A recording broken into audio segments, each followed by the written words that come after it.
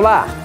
No programa de hoje nós vamos falar um pouco sobre 1 Coríntios 14, quando Paulo começa a falar sobre o dom de línguas estranhas. E aparentemente a gente percebe que Paulo vai conversando, vai falando, vai explicando essa questão do dom de línguas e dá-nos a entender que há uma aprovação ao dom de línguas estranhas. Olha só como diz, por exemplo, o verso 2 do capítulo 14. Quem fala em línguas estranhas fala a Deus e não às pessoas, pois ninguém o entende. Pelo poder do Espírito Santo, ele diz verdades secretas. Logo depois, lá no versinho 4, quem fala em línguas estranhas ajuda somente a si mesmo, mas quem anuncia a mensagem de Deus ajuda a igreja toda. Ou seja, ele está reconhecendo que quem fala em línguas estranhas está falando a Deus. Nós já falamos aqui algumas vezes sobre essa questão da língua estranha. Agora, o que está inserido nesse capítulo 14 de 1 Coríntios? Quando você lê o capítulo inteiro, o que você entende sobre a questão do dom de línguas estranhas? Esta e muitas outras questões você acompanha agora, pois está no ar, Na Mira da Verdade.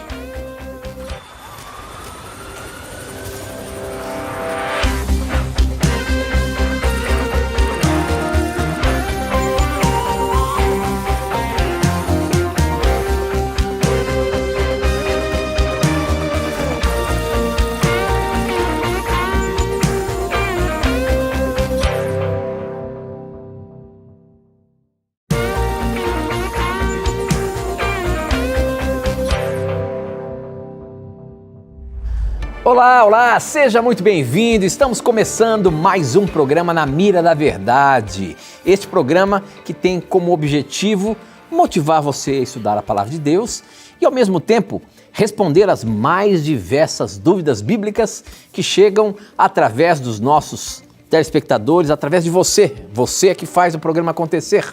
As suas dúvidas que chegam para a gente é que são colocadas na mira para ser respondida à luz da Palavra de Deus. E quem está sempre na mira e tem dado as respostas até hoje ali na Palavra de Deus e conseguiu ainda não ser derrubado é ele, professor Leandro Quadros. E aí, professor, tudo bem? Eu tento ver se joga uma pergunta difícil para ver se você patina e vai ter que estudar para responder no outro programa, mas não consegui ainda. Rapaz, eu acho que esse dia ainda vai chegar, mas ainda bem... Vamos ver, quero ver. Eu estou sonhando há 16 anos, mas não consegui ainda. Ainda bem que Deus não deixou você descobrir as perguntas que eu não sei responder. Opa, então vou ter que descobrir isso aí.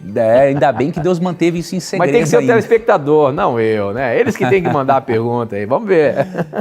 Obrigado, Tito, aí pela amizade, pela parceria nesses 16 anos e obrigado a você, amigo telespectador, que tem acompanhado o nosso programa ou quem sabe acompanha pela primeira vez. Nós esperamos que você se sinta bem aqui conosco, que você estude a Bíblia conosco de uma maneira objetiva, clara, direta, descontraída. Em alguns momentos, obviamente, não há como ser descontraído, o assunto exige mais seriedade, mas de uma coisa nós temos a certeza: a palavra de Deus é suficiente para trazer luz à sua vida e iluminar a sua mente com qualquer tipo de resposta. Então envie as suas perguntas, para nós será uma satisfação respondê-las à luz do texto bíblico. Muito bem, professor, muito bem. Nós abrimos o programa colocando em pauta a questão, mais uma vez, né? A questão do dom de línguas estranhas. E quando a gente lê o capítulo 14 de Coríntios, a gente percebe aqui Paulo orientando sobre esse dom, né? Ele dando a entender que esse é um dom do Espírito Santo, e ele vai falando, em alguns momentos ele vai corrigindo, né, dando a ideia de que, olha, tudo bem, se você falar isso, será... Ele mesmo afirma, né, eu mesmo falo em línguas, né, mas prefiro muito, às vezes, falar 4, 5 palavras, onde as pessoas vão entender. Enfim, ele parece que nesse capítulo 14 ele está orientando a igreja sobre esse dom, mas afirma sim que o dom de línguas estranhas é um dom. Como é que você explica essa questão, professor, de 1 Coríntios 14, Paulo falando sobre o dom de línguas estranhas? Esse capítulo, realmente ele é muito utilizado para comprovar que a Bíblia ensina a possibilidade de se falar em línguas estranhas, ou seja, línguas não compreensíveis e que serviriam apenas como uma manifestação de uma comunicação sobrenatural, diríamos, com o Espírito Santo. Muitos cristãos sinceros veem o capítulo 14 como uma prova de que todo crente batizado no Espírito Santo, ele deve obrigatoriamente falar em línguas. O que eu gostaria de destacar para o nosso telespectador é que, primeiramente, o dom de línguas é sim um dom espiritual. O Espírito Santo se usou e pode usar novamente deste dom, se ele assim o desejar, para comunicar a mensagem de salvação em idiomas que possam ser compreensíveis para as pessoas que recebem esta mensagem. Então, esta função evangelística do dom espiritual é muito clara em Atos capítulo 2. Tá? Agora, em 1 Coríntios 14, nós encontramos aqui algo diferente do que estava acontecendo em Atos 2. Temos que reconhecer que os versos 2 e 4 do capítulo 14, se lidos de uma forma isolada, eles podem dar a entender um dom de línguas estático, ininteligível, tá? Mas se nós analisarmos esses versos à luz de um contexto maior, nós chegaremos a algumas conclusões muito interessantes, em especial de que Paulo em 1 Coríntios 14 não está defendendo a forma como o dom de línguas estava sendo usado, mas corrigindo alguns aspectos de um dom que estava sendo distorcido. Vou ler para você, primeiramente, os versos 2 e 4, e aí apresentarei algumas linhas gerais para que você possa compreender e se aprofundar neste assunto. O verso 2 diz o seguinte: pois quem fala em outra língua não fala a homens, senão a Deus, visto que ninguém o entende e em espírito fala mistérios. Então, primeiro ponto, este aqui não parece realmente ser o mesmo dom de Atos capítulo 2. Porque em Atos capítulo 2, as pessoas falavam em diferentes idiomas e eram compreendidas. Aqui em Corinto, eles estavam fazendo uso do dom, as pessoas não estavam entendendo. E Paulo está dizendo que essas pessoas não estavam sendo compreendidas, mas que apenas Deus poderia compreender aquilo. No verso 4 diz: o que fala em outra língua a si mesmo se edifica, mas o que profetiza edifica a igreja. Então, esses versos isoladamente dão a entender que Paulo estaria ensinando um dom de línguas diferente daquele ensinado em Atos capítulo 2.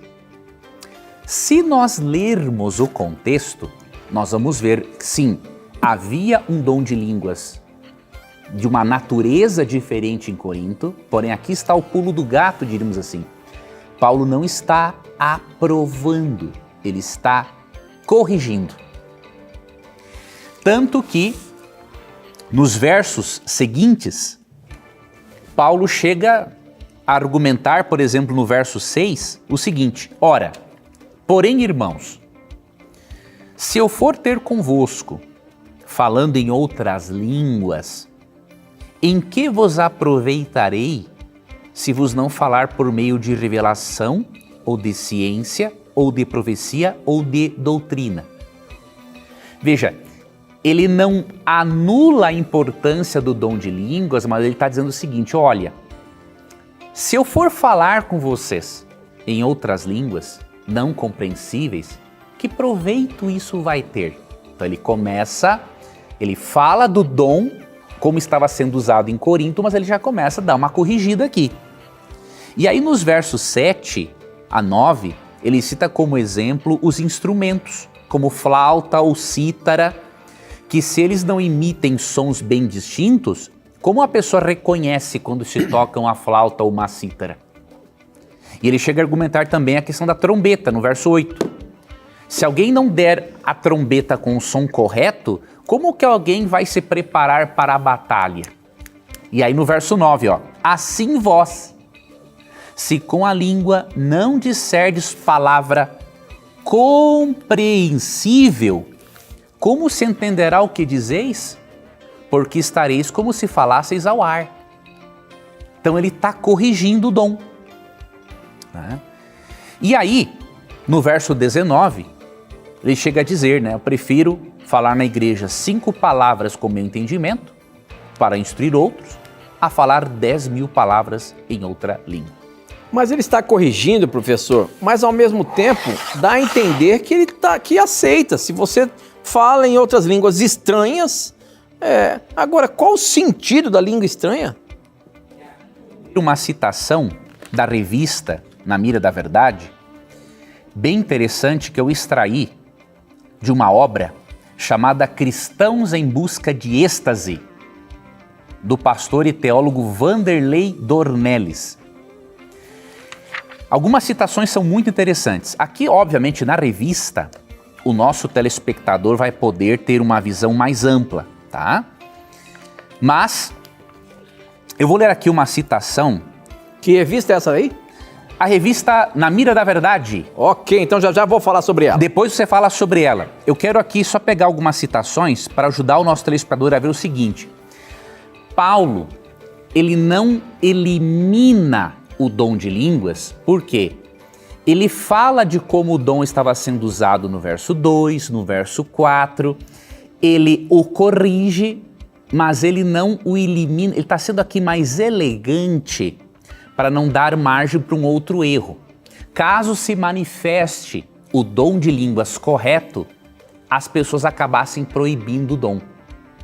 Então ele demonstra uma certa elegância. Eles estão usando erradamente? Estão. Mas ele não descarta o dom, porque ele poderia ser usado corretamente. Mas corretamente seria o dom de idiomas. O dom de idiomas. Quando ele corrige, Tito, e diz que eles têm que falar de forma compreensível, assim como uma trombeta tem que ser compreensível para alguém na batalha, assim como a flauta e a cítara têm que emitirem sons distintos, ele está corrigindo o dom. E ele fala também no verso 19, quando ele fala que prefere 5 palavras com entendimento do que 10.000 em outras línguas, ele está corrigindo. Ele não está dizendo de cara, olha, esse dom que vocês dão é falso, até para não correr o risco deles interpretarem o dom verdadeiro, quando se manifestasse, como sendo falso. Tá?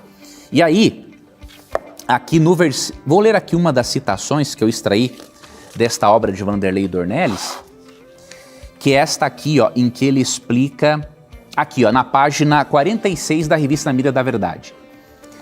Paulo parece não estar definindo o que é o dom de línguas, mas dizendo que, da maneira como os coríntios o praticavam, era como se falassem de mistérios a Deus para edificação particular e egoísta. Essa conclusão parece lógica, uma vez que em seguida, no restante do capítulo, ele condena essa maneira de falar em línguas. Então, é necessário, amigo telespectador, fazer uma análise mais ampla do capítulo 14. E para isso você vai ter à sua disposição, e o Tito vai dizer para você como que você pode adquirir, a lição de número 6 da revista Na Mira da Verdade, Textos Difíceis sobre o Dom de Línguas. Aqui nós abordamos Atos 2, Atos 10, Atos 19 e 1 Coríntios, ali do capítulo 12 ao 14, especialmente o capítulo 14. Essa revista vai ajudar você a ter uma visão mais ampla, para concluir o seguinte: a forma como o dom de línguas é usado em muitos meios de irmãos pentecostais não condiz realmente com o dom de línguas bíblico, tá? As correções que Paulo faz para a igreja de Corinto se aplicam às igrejas pentecostais. Porém, muitos filhos de Deus, sinceros, que buscam uma relação íntima com o Espírito Santo, estão realmente precisando serem mais instruídos acerca disso. Então, quando eu falo desse assunto, eu não estou dizendo que os meus irmãos pentecostais não são sinceros, muito pelo contrário. Tá? Apenas dizendo que, na sinceridade deles, eles não estão praticando o dom de línguas bíblico como o apóstolo Paulo e os demais apóstolos realmente ensinam. Muito bem, professor, muito bem. E olha só, eu estou com ela aqui nas minhas mãos, hein? Você pode também tê-la em suas mãos. É só você ligar para a gente, 0 operadora 12 21 27 3121. Esta é a revista Esperança, Novo Tempo, na mira da verdade, preparada pelo professor Leandro Quadros, com muito carinho e se aprofundando mais e mais nos mais diversos textos que apresentamos aqui no programa. Se você quer aprender mais sobre esses vários temas, por exemplo, esse que nós abrimos o programa, sobre o dom de línguas, mas tem também sobre Jesus, textos difíceis sobre Jesus, textos difíceis sobre a lei de Deus, sobre o sábado, sobre o dom de línguas, sobre o consumo de carnes imundas, sobre a morte, sobre o inferno. Você pode se aprofundar no que a Bíblia tem para ensinar sobre esses temas. Peça agora mesmo, 0 operadora 12 21 27 3121, a revista Esperança na Mira da Verdade, um presente, você não vai pagar nada por isso, graças ao projeto Anjos da Esperança, que faz essa revista chegar até as suas mãos gratuitamente, tá bom? Peça agora mesmo, não perca tempo. Nosso tempo corre aqui, eu tenho que ir para o intervalo, mas olha só, ainda tenho 3 minutinhos, eu vou colocar uma pergunta aqui, mas essa pergunta, só pelo tamanho dela, acho que você vai ter que responder depois. Olha só. Boa noite, professor Leandro Quadros. Meu nome é Paulo Souza, sou católico e moro na cidade de Vigia de Nazaré, no interior do estado do Pará. Como entender a imprecisão de 2 datas tão importantes para o cristianismo? O nascimento e a crucifixão e, posterior, a morte, a ressurreição de Jesus. O pilar do cristianismo é a morte e ressurreição de Cristo, pois se Cristo não ressuscitasse, o cristianismo não existiria, correto? No Natal, dia 25 de dezembro, uma data fixa, mas não exata, comemoramos o nascimento de Jesus e não o seu aniversário. A Sexta-feira Santa, uma data ainda mais imprecisa, celebra-se com oração à morte de Jesus. Como entender? Já que em seu nascimento várias pessoas estiveram presentes e também na sua morte, inclusive Maria, sua mãe. Maria Madalena, João e nenhum dos evangelistas relatam com precisão essa data. Como entender por que essas 2 datas não conseguimos ter precisão, já que no nascimento Jesus tinha um monte de gente ali que poderia saber exatamente qual era o dia e na sua morte também. Professor, tem alguma resposta para isso? Tem 2 minutos, senão a gente responde depois. Dá sim, dá sim. Então, por favor.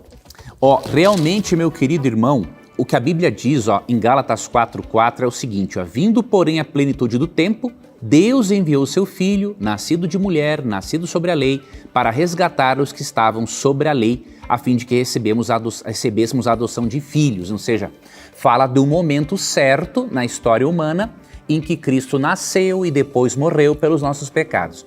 Mas por que as datas exatas não foram preservadas? Eu vou aqui conjecturar para você alguns motivos, porque isso realmente não é claro no texto. Um primeiro motivo, o mais importante para Deus realmente é o evento e não a data em si específica. Óbvio, Deus foi muito preciso. Quando estudamos Daniel 9, Cristo vem no período realmente determinado por Deus. Mas por que não precisa data nos mínimos detalhes? E aí vem um segundo motivo. A tendência nossa humana seria idolatrar a data e darmos mais atenção à data do que o próprio Senhor. Então eu vejo em especial que Deus não preservou isso para que nós focássemos mais atenção nele e no evento do que na data em específico. Muito bem, olha aí, em cima do nosso tempo, nós vamos para um intervalo rapidinho, não sai daí não, a gente volta já já.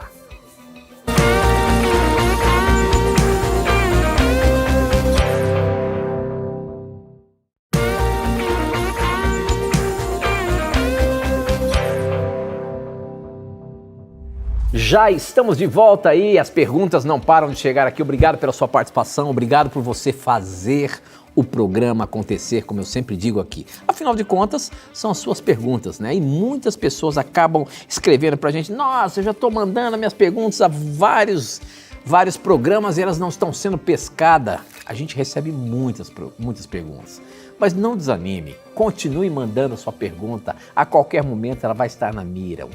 O importante é você mandar as suas dúvidas, que pode ser que a sua dúvida não seja só sua. Pode ser que ela seja de muitas outras pessoas. E em algum momento ela será pescada e vai atingir muitas pessoas. Portanto, mande a sua pergunta pra gente, tá bom?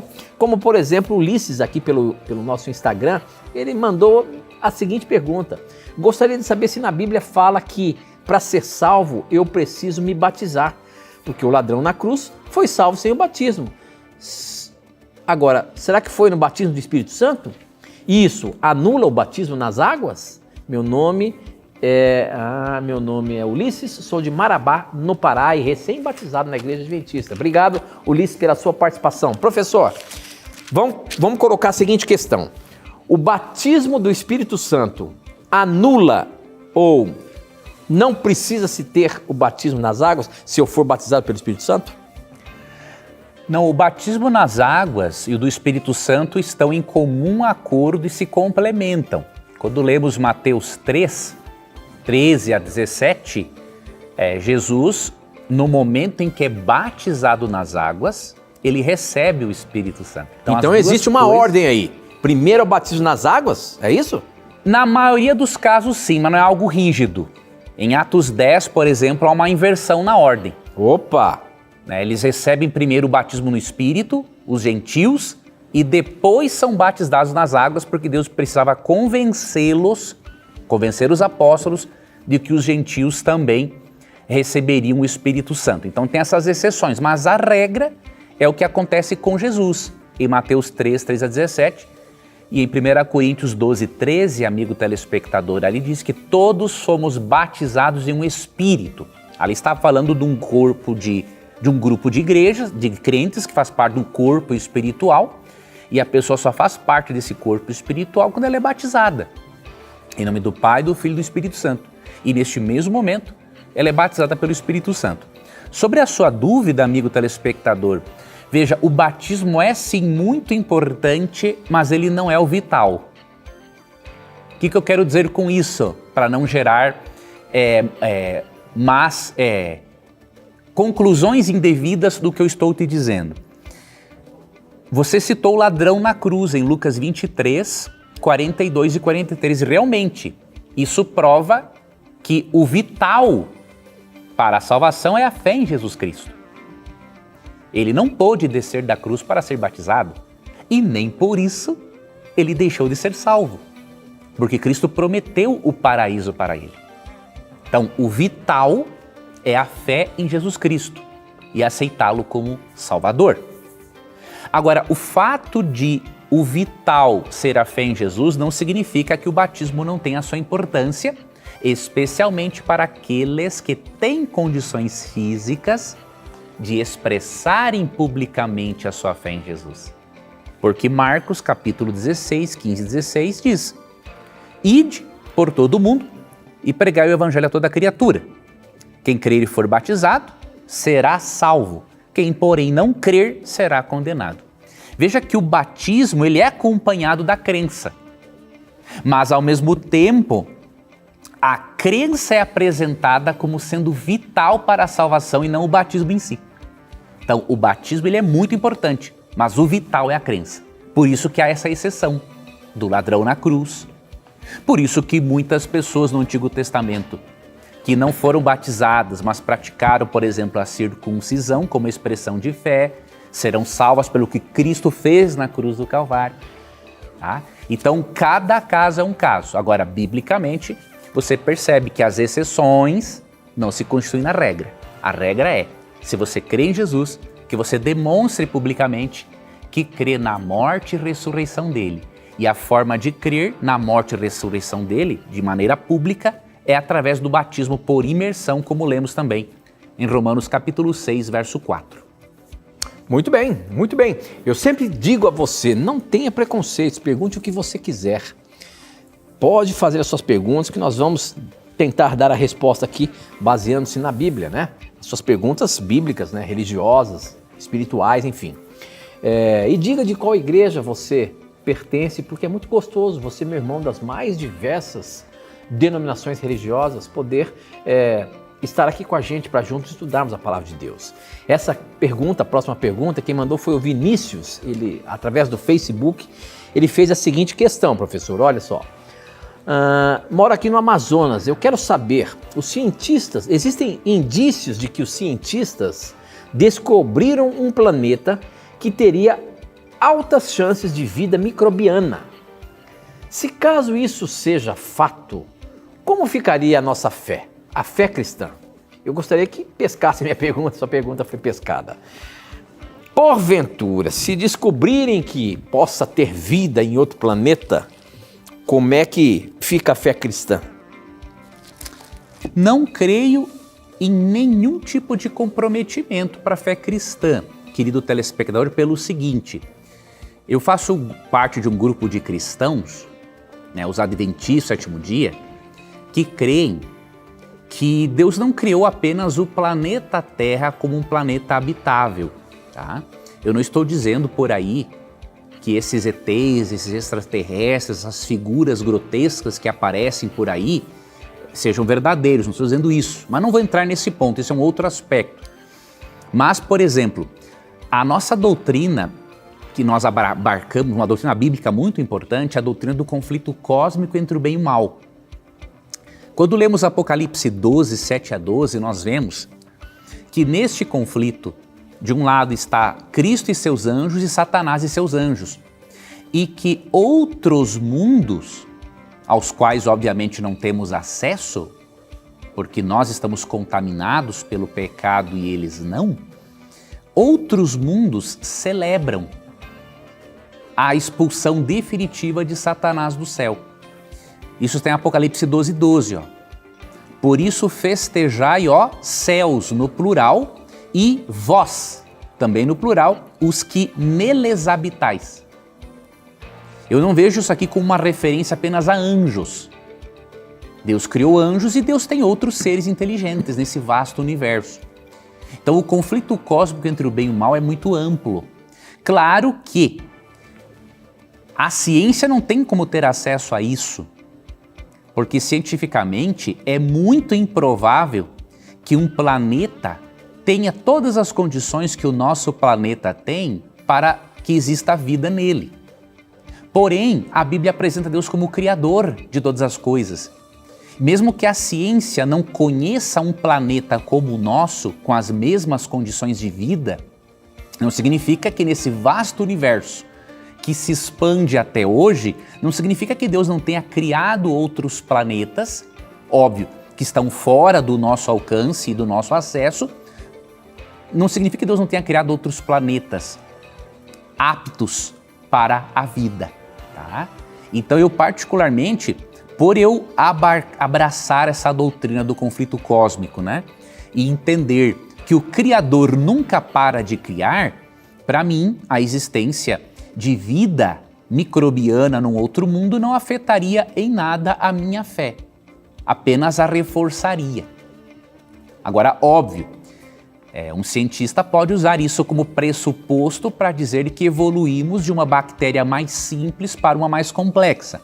Ao meu ver, tem que ter muita fé para acreditar nesse tipo de coisa. O próprio livro de Jó também dá a entender de que existiam outros planetas, naquele texto onde Deus fala ali com Satanás, que ele estava rodeando pela Terra, realmente, mas representantes de outros planetas também. Sim, aí naqueles capítulos iniciais, Então tem muitos cristãos que acham que é uma loucura isso que a gente explica, Eles não creem nessa doutrina do conflito cósmico como nós cremos, mas nós vemos perfeita lógica nessa doutrina da forma como apresentamos. Ok, muito bem. Aqui, olha, pelo nosso Instagram, o Jeremias, ele perguntou o seguinte... tem uma pergunta, mas antes quero dizer que o Na Mira da Verdade passa toda semana na rádio Coração FM, em Coração de Maria, na Bahia. Um abraço aos nossos ouvintes da rádio Coração FM aí que estão acompanhando Na Mira da Verdade. Sintam-se abraçados aqui pelo professor Leandro Quadros e eu, tá bom? Deus abençoe a todos. Obrigado por vocês retransmitirem aí o nosso sinal. A minha dúvida é, o mandamento diz não adulterarás. A lei dizia que quem adulterasse deveria ser apedrejado. É correto afirmar que essa era uma lei civil de Israel? Isso aplica-se aos 10 mandamentos também? Boa pergunta. Veja, os 10 mandamentos são de ordem moral e eles se constituem, sim, na base das leis civis de Israel. Isso não significa que as leis civis de Israel se apliquem em detalhes a nós, por quê? Só pelo fato de que a nossa nação não é teocrática e liderada por um profeta inspirado. Se fosse teocrática e liderada por um profeta inspirado, aí sim teria esse detalhe. Só que tem um outro aspecto importante. O adultério ele só era punido com apedrejamento se houvesse um flagrante. Se não houvesse flagrante na hora do ato, isso não acontecia. Tá? Então, não era que todo adúltero morreria, não era assim que acontecia. Agora, quando houvesse um flagrante, era porque a pessoa estava ali num nível de imoralidade, de rebelião e de rejeição a Deus muito avançado.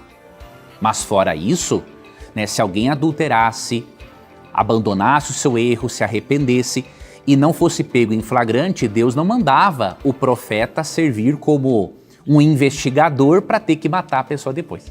Tá? Então, existe aí uma incompreensão acerca desta lei. Muito bem, olha só, estou vendo uma pergunta aqui pelo nosso WhatsApp. Eu que sempre falo, pergunte o que você quiser. Aqui, deixa eu ver se tem o nome da pessoa pelo nosso WhatsApp. Tem a Roseli. A Roseli fez a seguinte questão para a gente. Boa noite, Tito, professor Leandro Quadros. Obrigado por esse programa tão bom. Aprendo muito. Eu acredito 100% na Bíblia, pois sei que é a palavra do Senhor. Mas, professor, uma dúvida. Me esclareça essa dúvida. O Mar Vermelho chega a até 3.000 metros de profundidade e em lugares mais rasos a 20 metros. Então, como que os hebreus passaram, se na Bíblia fala que somente as águas se abriram e o povo passou? Com certeza era um lugar bem fundo, porque engoliu os soldados de Faraó. Como acreditar nisso?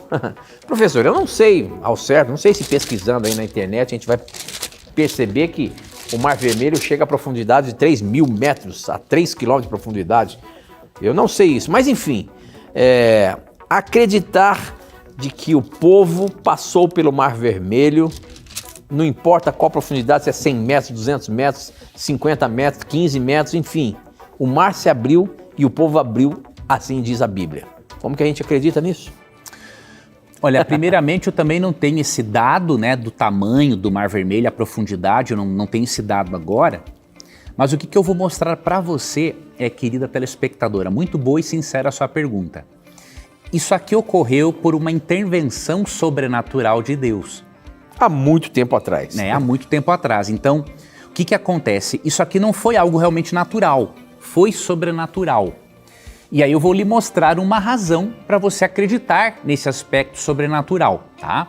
Antes, aqui em Êxodo, capítulo 14,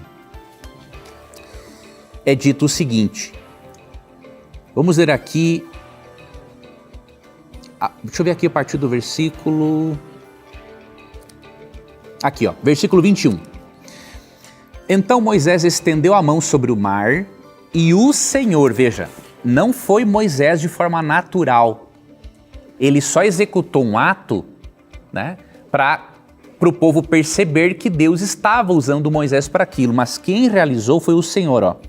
Estendeu a mão sobre o mar e o Senhor, por um vento oriental que soprou toda aquela noite, fez retirar-se o mar, que se tornou terra seca. E as águas foram divididas. Olha que interessante, esse verso 21. Aqui você vê um elemento sobrenatural, mais um elemento natural. Ou seja, Deus não contradiz as leis que Ele mesmo criou, só que Ele tem poder sobre elas e tem outras leis as quais nós não conhecemos. Sobrenatural porque o Senhor fez um vento oriental soprar toda aquela noite, mas ao mesmo tempo natural porque Ele usou de um vento e de uma noite toda, ele poderia ter feito isso num piscar de olhos, mas não fez. Usou de um evento sobrenatural junto com um evento natural. Durante a noite toda, esse vento oriental bateu ali no mar, as águas se dividiram. Imagine um paredão de cada lado. E aí eles passaram em seco, tá? E aí o que eu diria para você? João 5, 46 e 47, Jesus disse que Moisés escreveu a respeito de Jesus.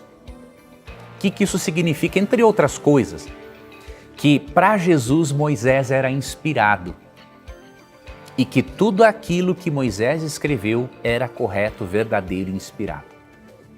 Então pense, se Jesus acreditava na inspiração de Moisés e se Jesus acreditava nessas histórias bíblicas, por exemplo, em Mateus 24, Cristo acreditava no dilúvio, demonstra acreditar no dilúvio. Em Mateus 19, demonstra acreditar na literalidade do Gênesis, na criação de Adão e Eva. Então, nós podemos ter a segurança de que Jesus, o maior homem da história, e nós sabemos um ser divino humano, se ele acreditava no sobrenatural e nas histórias bíblicas de milagres, nós temos segurança para fazermos a mesma coisa. Muito bem, professor. Tem mais uma pergunta aqui pelo Instagram. O pessoal participa bastante pelo Instagram, por tudo, né? Pelo SMS, pelo Facebook, pelo YouTube também. Essa pergunta é do Lucas. Ele diz o seguinte: sabemos, segundo as Escrituras, que os salvos ressuscitarão com o corpo glorificado, conforme está escrito lá em 1 Coríntios 15, 42 até o 44. Porém, também está escrito também em Filipenses 3, 21. Paulo afirma que Cristo transformará o nosso corpo de humilhação para ser conforme o seu corpo glorioso, dito ali em Filipenses, né? Diante disso, surge uma dúvida sincera. Bebês, crianças, adultos, idosos, muitos servos fiéis de diferentes idades morreram salvos, ou morrerão salvos também. Mas no momento da ressurreição dos justos, qual será a idade dos corpos glorificados? Permanecerão com a aparência da idade que tinham ao morrer, ou haverá uma idade ideal comum a todos, na qual esses corpos serão restaurados para a vida eterna no céu? Eu não sei se a Bíblia pode dar alguma ideia sobre isso, professor, mas é a pergunta que chegou para a gente. Como é que ficará o corpo glorificado? Dá para ter uma noção na Bíblia de como será essa restauração? Você falou uma palavra, Tito. Podemos ter uma noção, mas não a resposta em detalhes. 1 Coríntios 15, especialmente os versos ali 44, 45, o que Paulo diz? Que o nosso corpo se transformará num corpo espiritual, ou seja, não é algo imaterial que não pode ser tocado. Tanto que em Mateus 8:11 e Mateus 26:29 aprendemos que os justos vão se alimentar na eternidade. Quando ele fala que teremos um corpo espiritual, quer dizer que a natureza desse corpo será espiritual e eterna. Agora, a Bíblia não entra em detalhes sobre esta pergunta do nosso telespectador ou telespectadora, mas nós podemos deduzir logicamente que todas as pessoas ressuscitarão de acordo com a idade que foram para a sepultura. Nós, ao mesmo tempo que não temos mais detalhes na Bíblia sobre isso, não vemos na Bíblia um ensino de que Deus pule fases da vida dos justos. Então, se Deus não pula fases da vida dos justos, né, nós podemos deduzir que crianças ressuscitarão crianças, porém corpos glorificados de crianças, adultos serão ressuscitados como adultos e seus corpos glorificados. Considerando Apocalipse 22:2, que diz que vamos comer da árvore da vida, podemos deduzir perfeitamente que as crianças vão comer da árvore da vida até se desenvolverem e chegarem à plenitude da estatura de Cristo, como diz Filipenses 3, versos 20 e 21. Ok, muito bem, professor. Nós temos que ir para o intervalinho, mas olha, eu quero deixar uma perguntinha aqui para você já ir se preparando aí. Por que a Bíblia fala que Jesus era filho de Davi? Não sai daí não, a gente vai para um breve intervalo e a gente volta já já.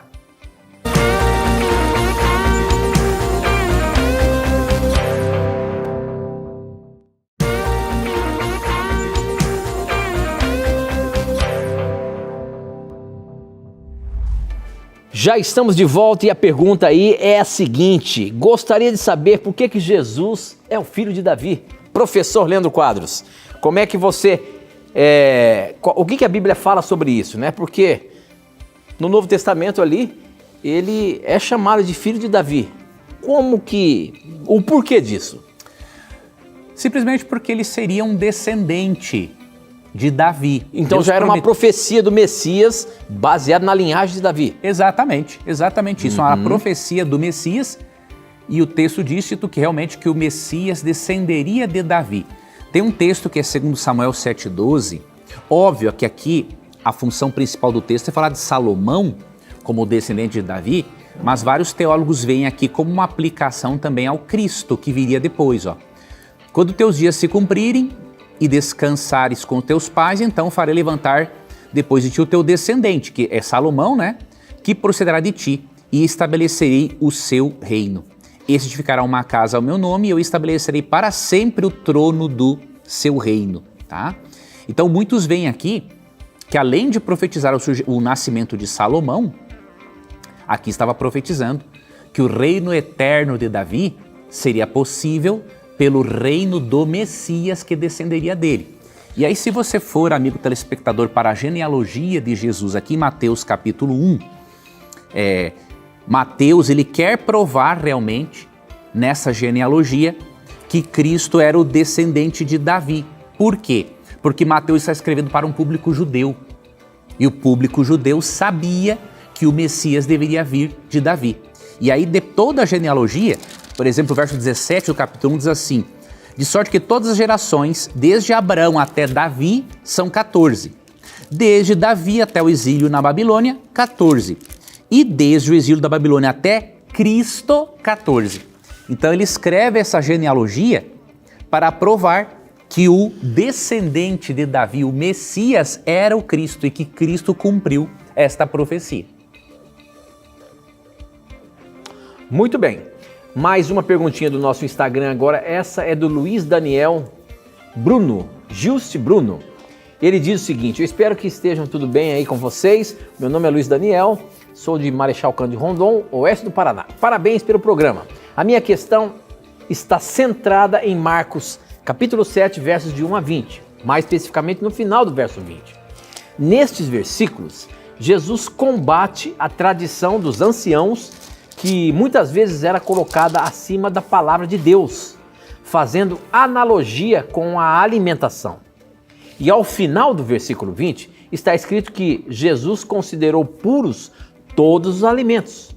Seria possível, professor Leandro, explicar esta passagem? Muito obrigado. Muito bem, é mais um dos textos aí difíceis que fala sobre os alimentos impuros. E o Luiz Daniel gostaria de ver a sua explicação aí, professor. O nosso querido telespectador já está bem avançado no entendimento do texto. Olha, ele acompanha sempre aqui, eu vejo sempre o nome dele aqui e volta e meia já entrou no ar a pergunta dele. Obrigado, Luiz Daniel, pela sua participação. E agora mandou mais uma pergunta boa aí.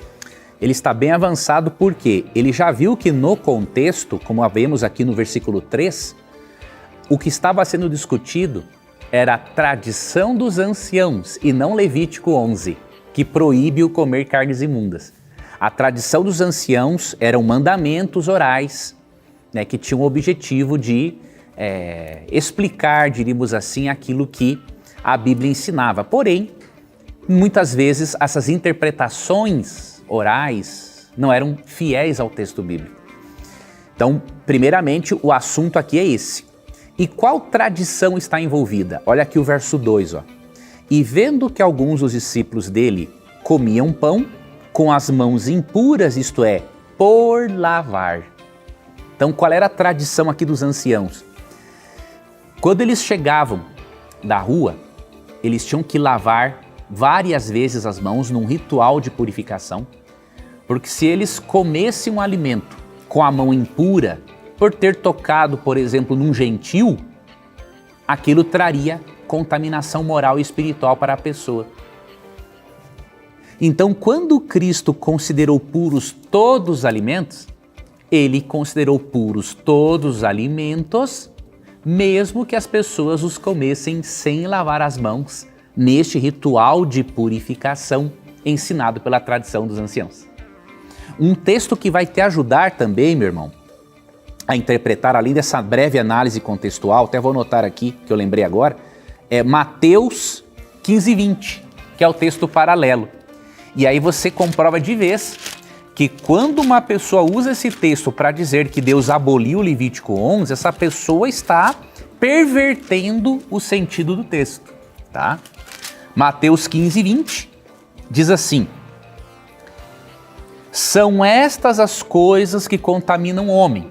As coisas mencionadas por Cristo aqui nos versos 18 e 19, né? Mas o comer sem lavar as mãos não o contamina. Matou a charada, Mateus 15:20.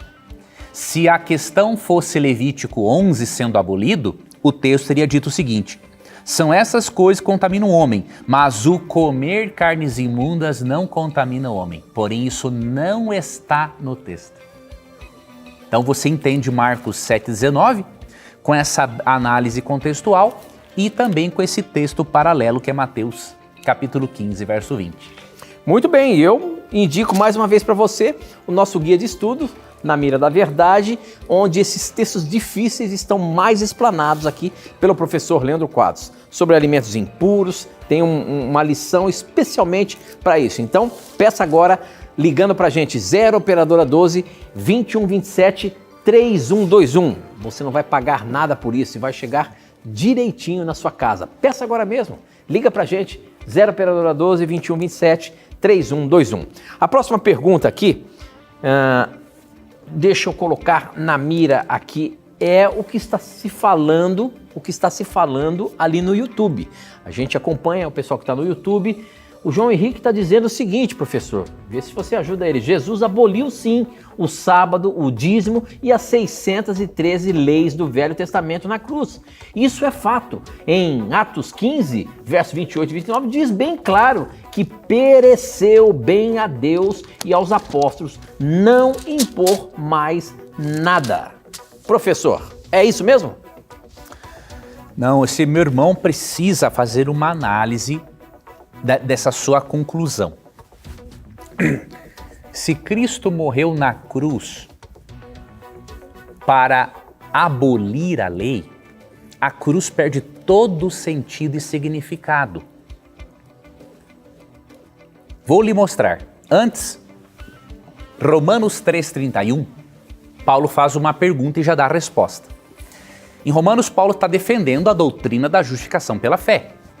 É evidente. Paulo não acreditava na salvação pelas obras e nenhum autor bíblico acreditava nisso.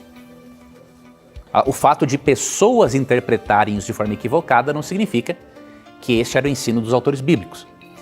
Mas em Romanos 3,31, quando Paulo fala da justificação pela fé, Paulo diz assim: anulamos a lei pela fé? Ele responde: de maneira nenhuma. Antes, confirmamos a lei. Então Paulo está dizendo que a doutrina da justificação pela fé não anula a lei, apenas confirma, porque a lei de Moisés, através do ritual, do santuário, dos sacrifícios, prefigurou a justificação pela fé. Então a sua crença, meu irmão, está equivocada. Quer ver um detalhe? Se Cristo aboliu a lei na cruz, a cruz não tem sentido. Cristo pagou pela transgressão do quê, se a lei foi abolida? Não tem lógica. Cristo morreu na cruz justamente porque você e eu não podemos pagar pelos débitos dos nossos pecados, e Cristo morreu na cruz justamente porque a lei é eterna. Se a lei pudesse ser mudada, ele faria um ajuste na lei lá no céu e não precisaria ter vindo morrer na cruz do Calvário. Então você percebe, a sua conclusão não considerou essas implicações e você precisa considerar isso. Outro detalhe, o que Cristo aboliu na cruz foi a condenação da lei sobre nós e não a lei propriamente dita. Quando Cristo paga pelos nossos pecados, Romanos 8:1 diz: já nenhuma condenação há para os que estão em Cristo Jesus. Ele recebe a culpa dos nossos pecados. Mas o fato dele receber a culpa não nos dá licença para pecarmos. Porque em Romanos 6,15 ele fala que nós não vamos pecar para que a graça seja mais abundante. Então a sua compreensão, meu irmão, precisa ser corrigida com urgência. Porque isso está atrapalhando você ter uma compreensão melhor do texto bíblico e um melhor relacionamento com Deus. Ao citar Atos 15, 28 e 29, você precisa considerar o contexto. Se o sábado foi abolido em Atos 15, por ele não ter sido citado, então nós vamos abolir o honra a teu pai e tua mãe, o não matarás, o não cobiçarás, porque nenhum desses mandamentos é mencionado em Atos 15.